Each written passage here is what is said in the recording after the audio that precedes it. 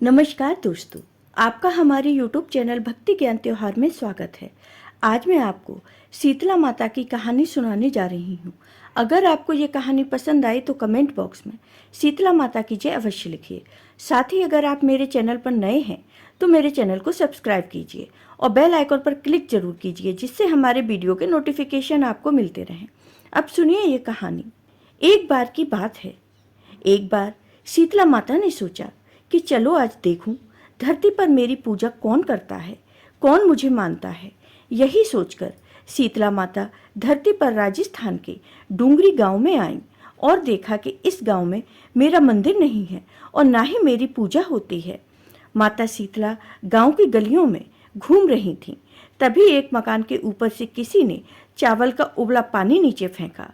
वह उबलता पानी शीतला माता के ऊपर गिरा, जिससे शीतला माता के शरीर में फफोले छाले पड़ गए। शीतला माता के पूरे शरीर में जलन होने लगी।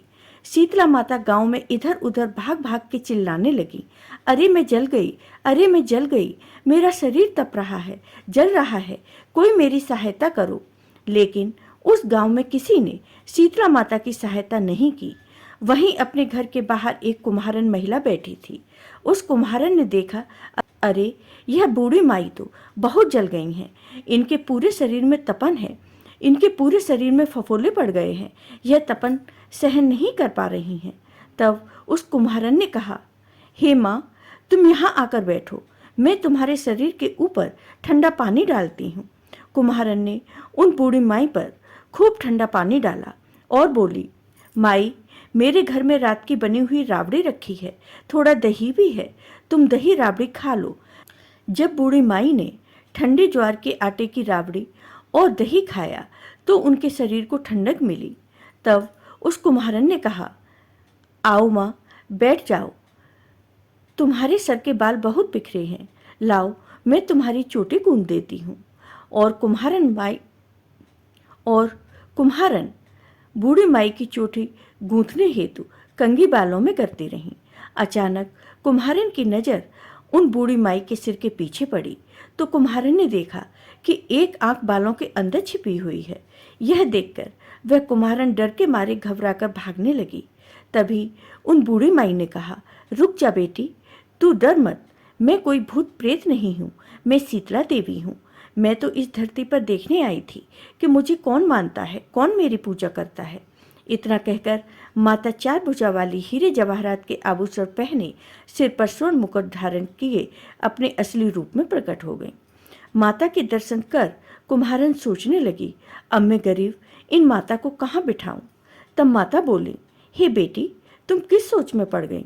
तब उस कुम्हारन ने हाथ जोड़कर आंखों में आंसू बहते हुए कहा, हे माँ, मेरे घर में तो चारों तरफ दरिद्रता बिखरी हुई है, मैं आपको कहाँ बिठाऊं।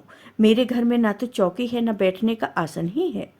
तब शीतला माता प्रसन्न होकर उस कुम्हारन के घर पर खड़े हुए गधे पर बैठकर एक हाथ में झाड़ू, दूसरे हाथ में डलिया लेकर उस कुम्हारन के घर की दरिद्रता को झाड़कर डलिया में भरकर फेंक दिया और उस कुम्हारन से कहा, हे बेटी, मैं तुम्हारी सच्ची भक्ति से प्रसन्न हूँ, अब तुम्हें जो भी चाहिए मुझसे वरदान मांग लो।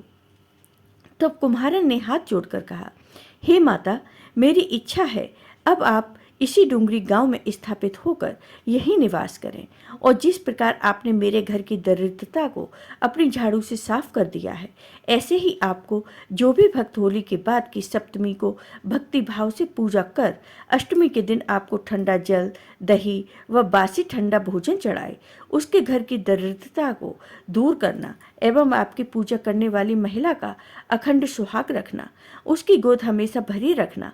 साथ ही जो पुरुष शीतला अष्टमी को नाई के यहाँ बाल न कटवाए, धोबी को कपड़े धुलने न दे और पुरुष भी आप पर ठंडा जल चढ़ाकर, नारियल फूल चढ़ाकर परिवार सहित ठंडा बासी भोजन करे, उसके काम धंधे व्यापार में कभी दरिद्रता न आने देना।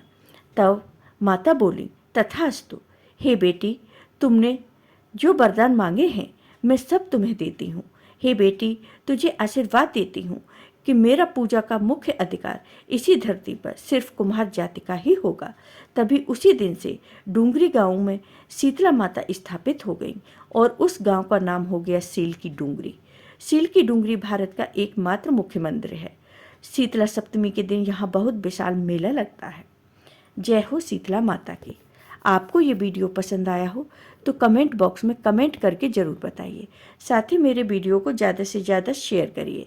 धन्यवाद दोस्तों।